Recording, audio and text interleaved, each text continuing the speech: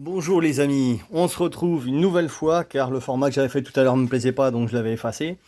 On se retrouve en fait au final du MX16 que j'ai remonté parce que tout à l'heure bon il y en avait la moitié qui était remontée mais je n'avais pas dit ce que je faisais encore tout ça donc j'ai préféré en refaire, la supprimer, en refaire une.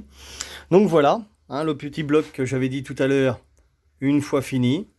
Donc avec une petite finition, un laqué comme j'aime bien faire, comme ça au moins c'est propre, c'est ce que j'avais expliqué dans la vidéo que j'ai effacée tout à l'heure. Un petit noir brillant comme ça, esthétiquement c'est plus facile à nettoyer. Et puis pour ceux qui connaissent les problèmes d'AM6, des brides d'échappement qui fuient tout le temps, il y a toujours de l'huile sur le bloc moteur, c'est dégueulasse. Et puis pour nettoyer ça après c'est une catastrophe. Donc voilà, donc je vais dire un petit peu ce que j'ai fait dessus. Donc voilà, petite peinture, on est reparti sur des carters stock, propres, parce que les autres c'était une catastrophe. Donc des fissures partout, tout ça. Donc voilà, le gars voulait que je lui fasse des petites finitions bleues, parce que c'est pour monter sur une Sherco qui est jaune, bleu, enfin les Sherco basiques, donc les gars connaissent un peu les finitions. Donc voilà, boîte de vitesse, bien sûr origine, pignon de 14 Ozaki que j'aime pas trop, mais bon, là il n'y avait que ça.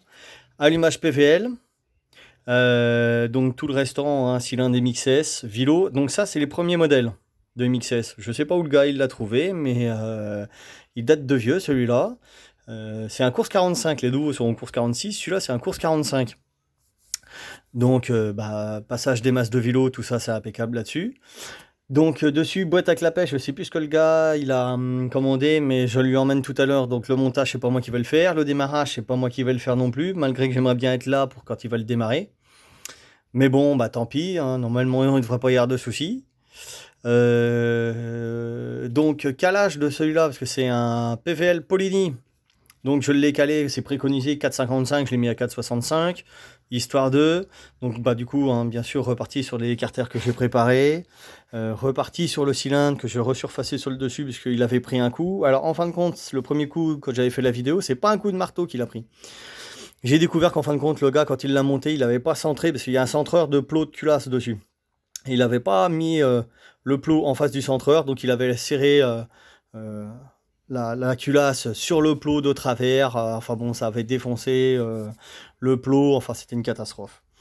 Donc voilà, donc reparti sur un basique 90 MXS, le joint d'échappement, tout ça propre. Hein. Et puis le petit carter, comme j'aime bien, voilà, finir. Alors oui, j'avais dit dans la vidéo tout à l'heure que j'ai effacé, là, pour rattraper le plan de joint que je fais ici. Donc, comme je disais, je mets de la soudure à froid. Pendant que la soudure à froid, donc je nettoie d'abord bien correctement mon carter. Avec ma petite Dremel, je décape bien l'alu, je nettoie bien l'acétone, et après je mets de la soudure à froid. Et une fois que ma soudure à froid elle est posée, qu'elle est encore un peu molle, je prends mon cylindre, je mets un peu de graisse sur l'embase du cylindre, je conserve par contre toujours les goujons d'origine que je mets en diagonale. Pour tenir le cylindre, c'est plus facile. Ça évite que le cylindre il aille d'avant en arrière quand on fait l'opération que je vais vous dire.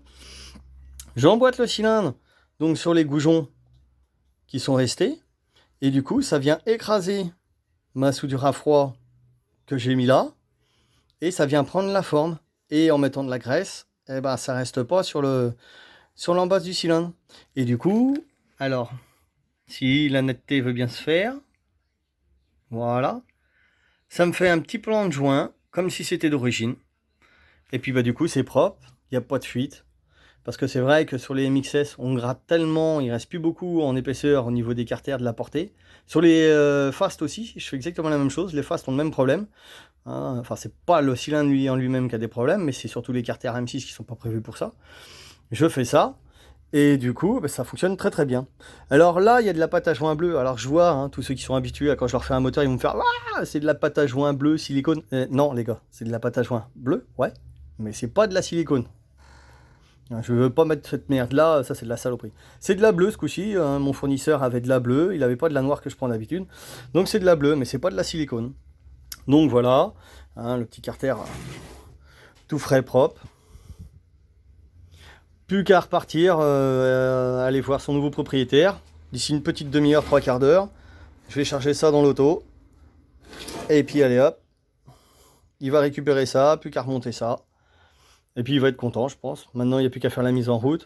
Alors là-dessus, ça va être monté sur un carburateur de 34.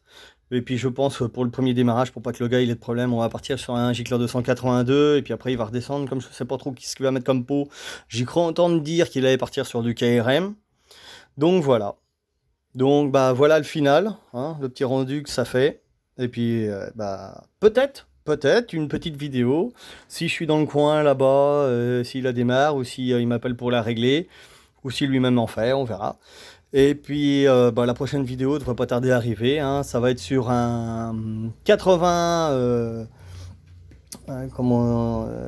une Derby Euro 2, un 80 MK Pro Race 4. Pareil, hein, des carters moteurs qui ont été soi-disant pseudo-préparés, et en fin de compte, c'est une catastrophe. Donc, on va refaire ça. Donc, petite vidéo là-dessus, sur de la prépa moteur, rectification, tout le bordel. Et puis, on verra bien comment ça marche aussi. Bon, bah, je vous dis plus tard, les amis. Salut!